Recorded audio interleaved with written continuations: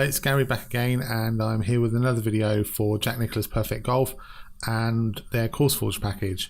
This one is going to be about design choices, and the reason I've decided to do this is that I had a post online from Mike Jones, and for those of you who don't know who he is, he's one of the main guys over at Perfect Parallel, the company behind Perfect Golf. And he is a well-renowned designer himself. He's designed loads of great courses for links, and he's also designed a lot of them for Perfect Golf. So a couple of them, like Crystal Pines and Shadowlands, you'll find in the actual game when you install it. So basically, the gist of what he said was that he liked my designs. He's enjoying playing my courses, but he felt that there's a little bit of a limitation with my tee shot strategy. So he's saying, basically, he's alluding to the fact that a lot of my holes, the par 4s and par 5s, have pinched fairways around the landing zones and then bunkers placed there, and that basically there are other ways to deal with the tee shot strategy. And looking at my courses, after that comment, I kind of have to agree with him. Most of the par 4s and par 5s that I design do have this defense where I pinch in the fairway around the landing zones and put bunkers in. Now, I've been designing for about 15 years. I started off with PGA 2000 or PGA 99, I think, and then to PGA 2000, and then through the Tiger Woods series, and then finally on to Perfect Golf.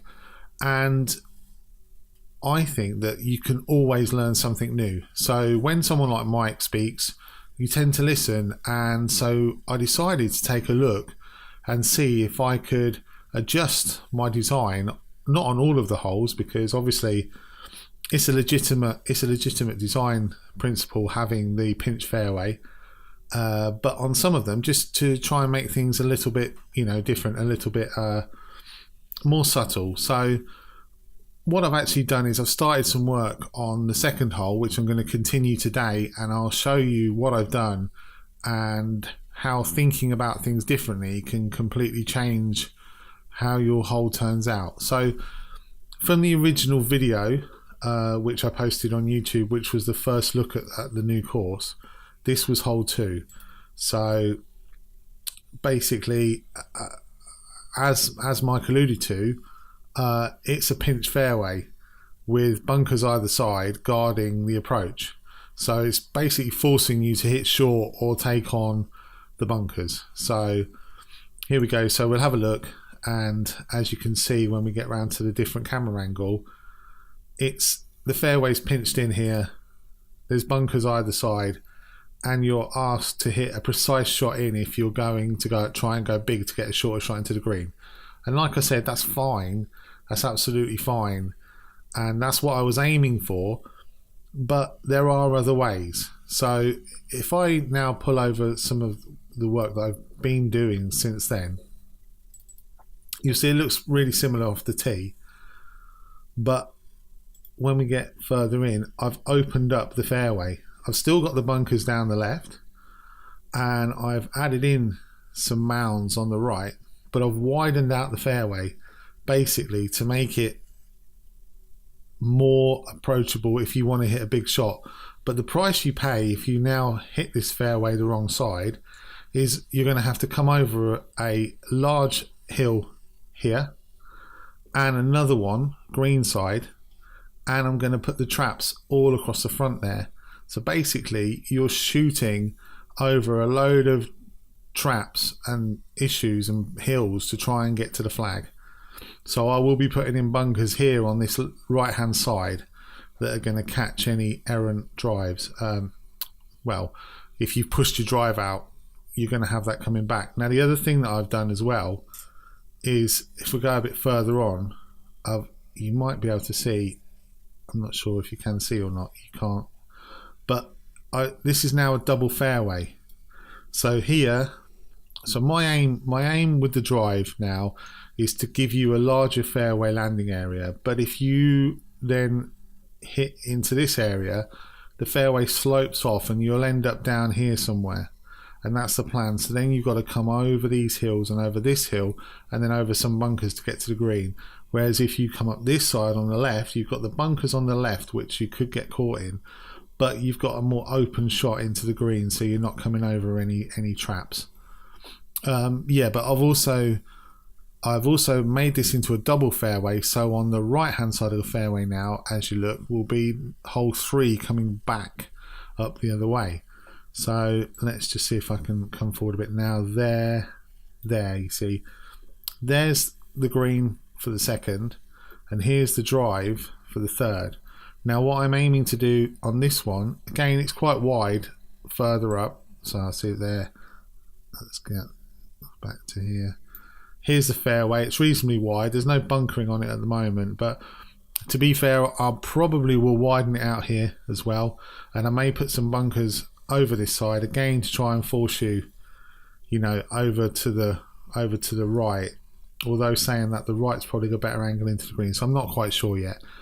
But yeah, so basically, if we go back to the tee, I think that just by designing this hole this way, just out of chance really, by deciding to widen the fairway on the second, and thinking, well, let's give it a go and see how it looks if we put in a fairway, like a double fairway, so you can go up to the third. I think I've created a really nice look here. So if I put another, my aim is to put another mound in here, so basically you can see the fairway off the tee, but you're driving over the mounds to get to the fairway. And then we'll probably have some sort of cart path running down here and round in between the mounds, and I think that's going to look really nice.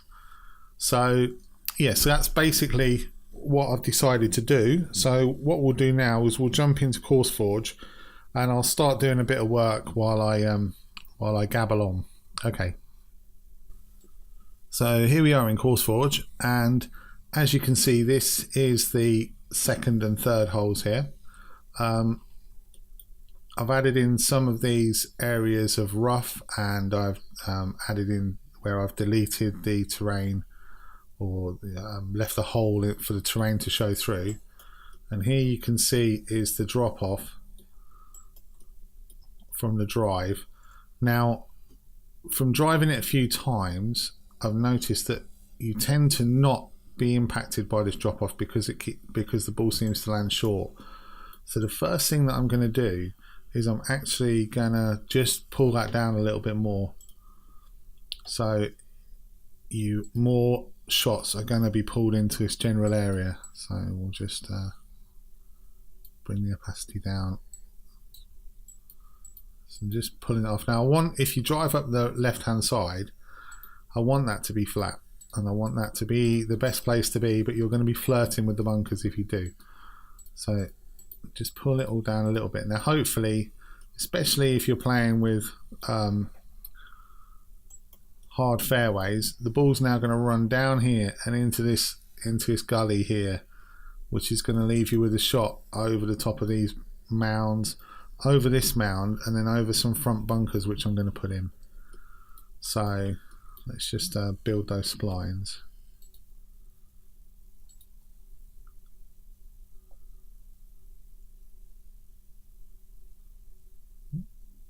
Clearly can build the splines there. Press the wrong button, it's still early in the morning, even though it's 11:30.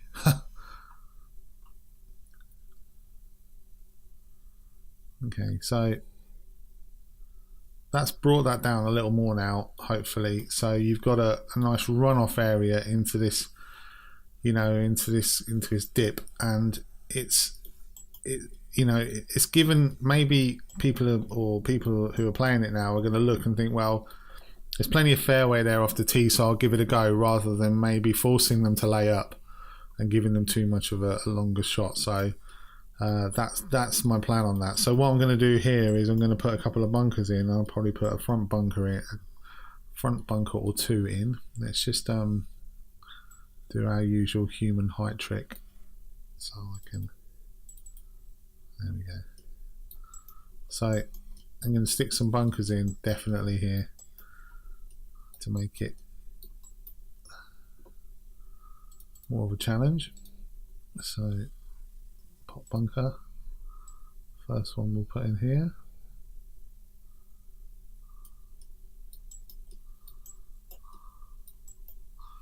I always find these bunkers come to life when you start moulding the terrain a bit more. When you first put them in, they don't look amazing, but you know, when you start actually playing about with the terrain. So what I will probably do with these is I'll probably raise this back portion of the green, and the bunkers will then feed off the mound, so they'll look an awful lot better. And they'll probably look okay as it stands because the green is raised slightly. We'll take a look at that, see how they look.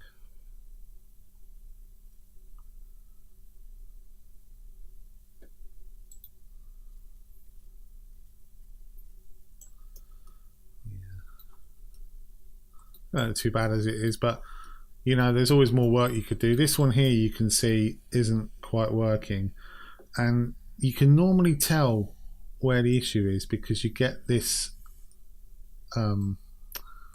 almost like a seam. So if you can spot the seam, you can usually fix the issue.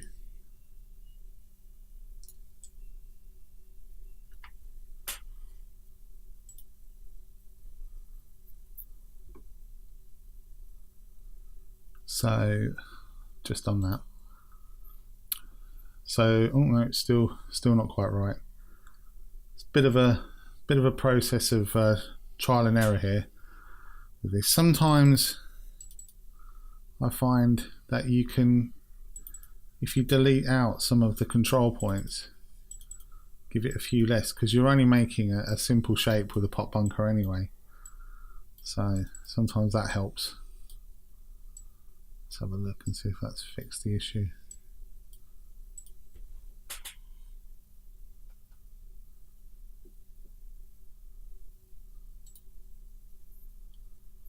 Yeah, there you go. So we look at those. I mean, already they're pretty good.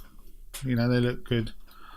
Pot bunkers are fantastic, I have to say. The work that the guys have done on these pot bunkers are excellent. I mean, they're so easy to put in now.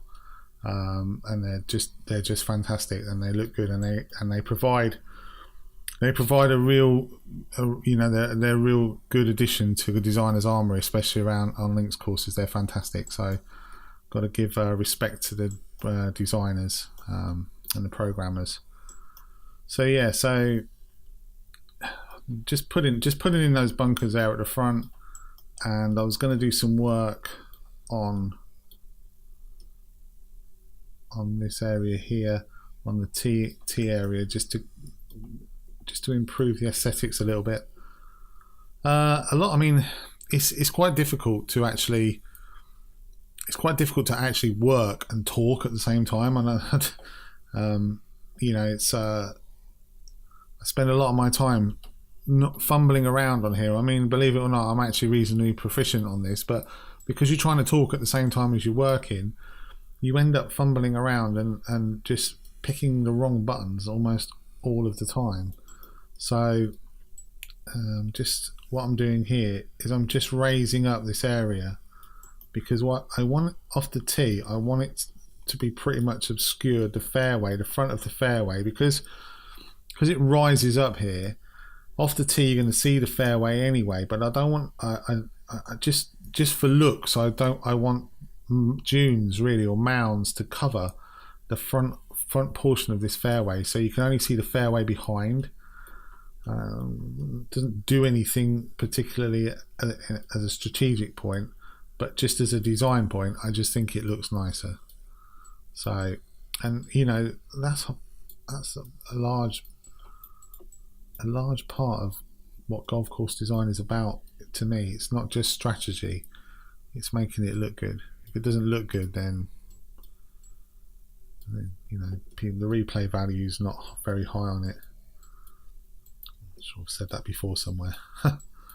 So again, I find this brush really good for creating these sort of rugged looking hills, because you can always smooth it out afterwards.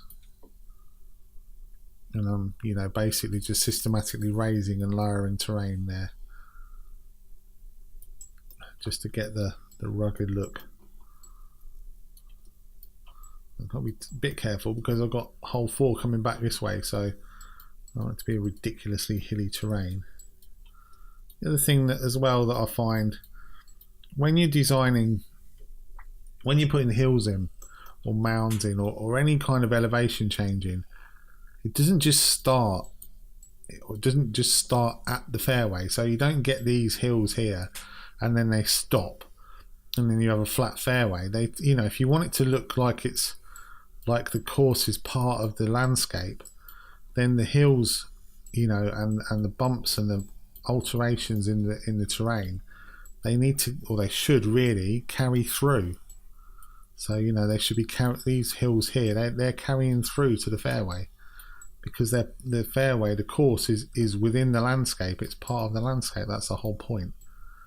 So I always tend to, you know, just drag the hill on a bit so it's actually onto the playing area, if you like.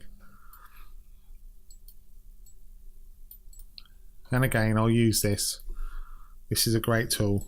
You know, you can't really see what's going on at the moment because it's all happening underneath the terrain. But what I'm doing is I'm just raising and lowering it a little bit just to get those bumps in, to make it look a bit more natural. You know, and then what you do is you just smooth it all off.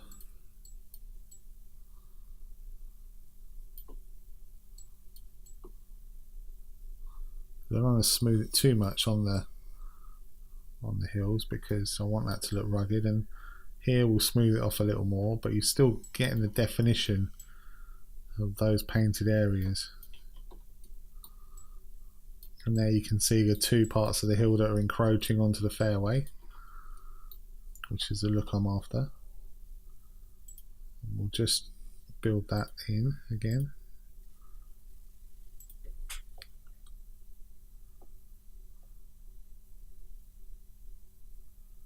And hopefully, when we go back to the tee, I mean, like I've mentioned before, it's all about just layering in more and more textures upon textures and elevations upon elevations. It's just layering it all, so by the time you get to the end it looks like it's always been there. So yeah, I mean it's a bit better.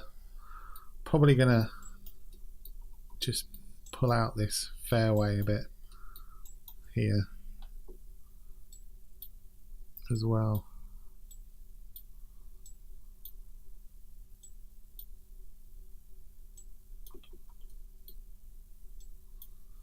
Because I want to make this landing area a bit bigger.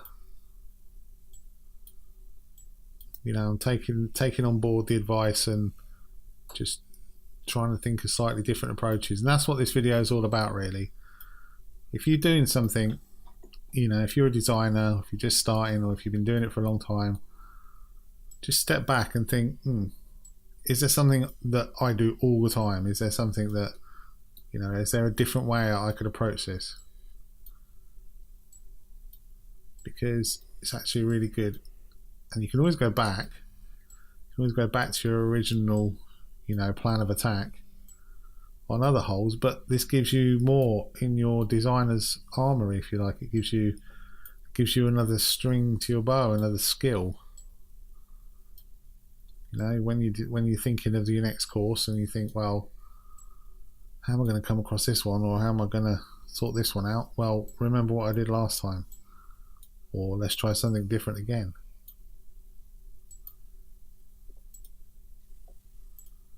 Let's just widen that bit of fairway out now.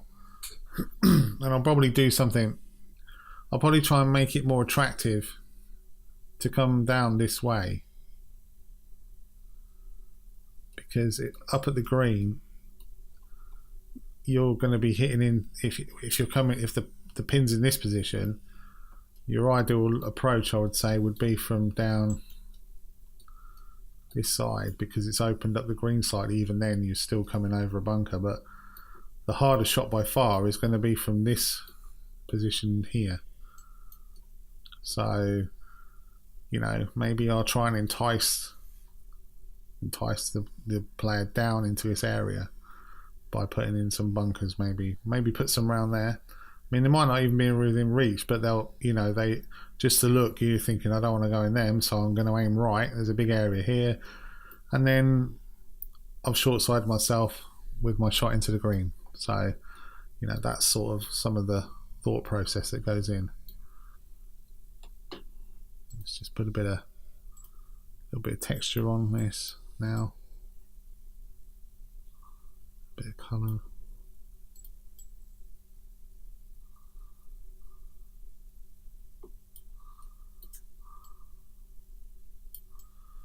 You can see on this one I've put some little areas, sort of sandy, lighter coloured areas that I'm going to use on this one as well. It's quite good.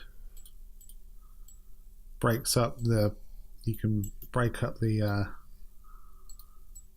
lines of grasses with it. Just darken it down a little bit. Not it too light. Then in a few areas, just bring the brush size down. Put some little areas of sand or drier ground even, just to break it up.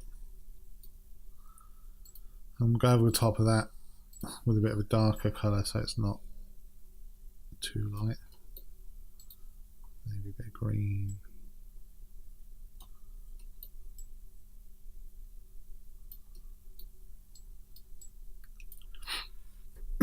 And then we'll get around to planting some grass on there. Oops.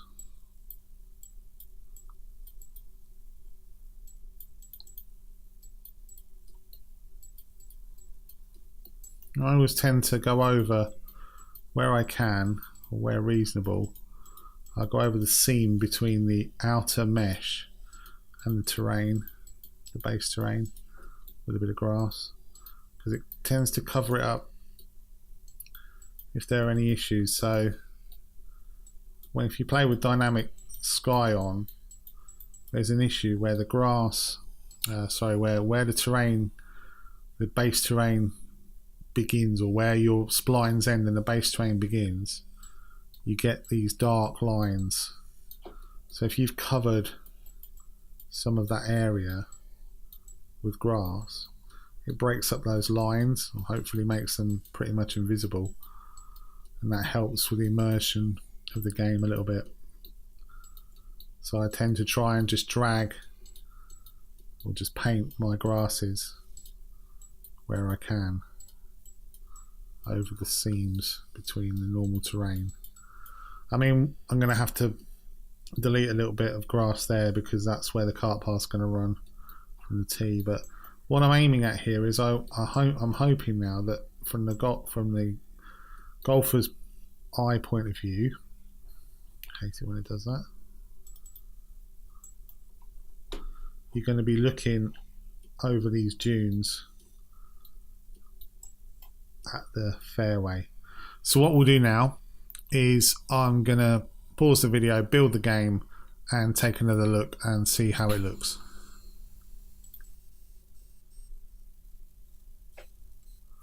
So here we are in the game, and you can't really see that much of a difference here on hole 2 because I haven't really changed that much other than adding some bunkers in, but you should be able to notice a difference if I manage to slice the ball off the tee. We'll see where that one ends up. Hopefully that's going to run down. There we go, perfect. So I've sliced the ball off the tee. Also, if you hit one that's a slight fade off the tee, hopefully everything's going to run down into this area here. Okay, that's run beautifully. That looks really good. And so you got these mounds, you got another mound, you got a bunker, and then you got the flag up here. So you may not catch a flat lie either. So that's all worked out pretty well. And without adding a bunker in, hopefully I've made that into a more difficult approach. So, although I still nailed it. But, you know, if I stuck the flag here at the front, might be a different matter. So, yeah, so that's worked well. And we'll now take a look at the third hole. Well, we won't. we will when I actually hit the putt. I've pulled that one over. No, that's okay. So now we'll take a look at the third hole. And as you can see, I've added in this mound here. And I think that looks nice. We're going to have, like I say, a cart path that runs down there. We'll cut through and up. So with the mounds extended round and round, that should look, round here and round here, that should look fantastic, hopefully. So let's drive this one. I mean, the thing with this is